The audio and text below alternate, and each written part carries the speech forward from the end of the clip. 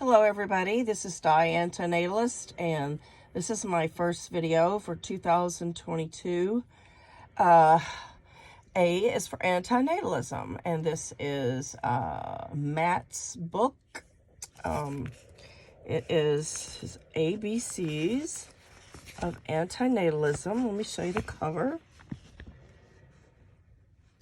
So this is a cover art, and so I have used a couple of different, I have used some paint pens and some pencils, and the problem with paint pens is that they do bleed through, and then when you go over with a paint pen, as you can see, her skin coloring, when you go over the paint pen a couple times, it darkens it, so you get more consistency with a pencil, and the rest of the page was done with a pencil. So this is just kind of my interpretation.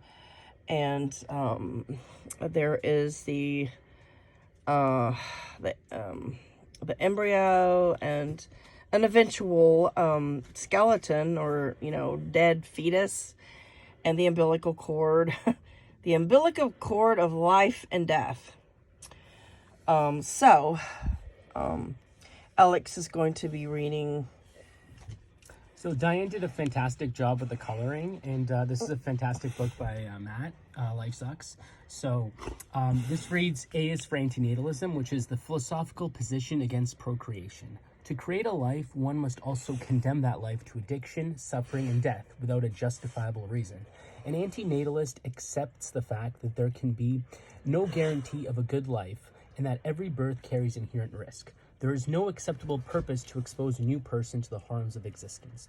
Therefore, one is obliged to prevent harm and death by not having kids. And antinatalism, in my opinion, is one of the most important philosophies to discuss when it comes to talking about morality. You can't discuss morals and ethics without antinatalism. You really have to bring the ethics of procreation into account, because every aspect of life comes back to procreation. And when people discuss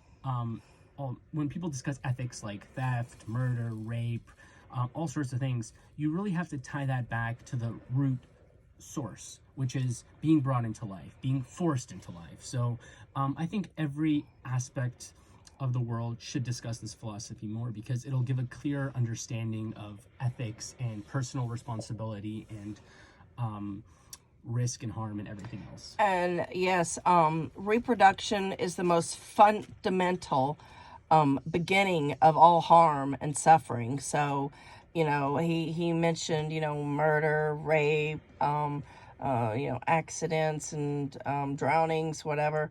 But none of those could happen if we weren't brought into existence. And our parents conceived us knowing that we were going to age, suffer, and die. It's very important to remember that every tragedy and every crime has two roots. The first root, one of the roots is, the accident, the rapist, the perpetrator, the harmer. But the second root is, or the fundamental root is procreation, being brought in, because parents are the ones that are largely responsible for a crime, as well as the person who commits the crime. So every rape victim should blame their parents as well as the rapist. Every murder victim is, a murder victim because of their parents, as well as the murderer. All parents are criminals. Thank you for watching, and you can purchase this book on Amazon.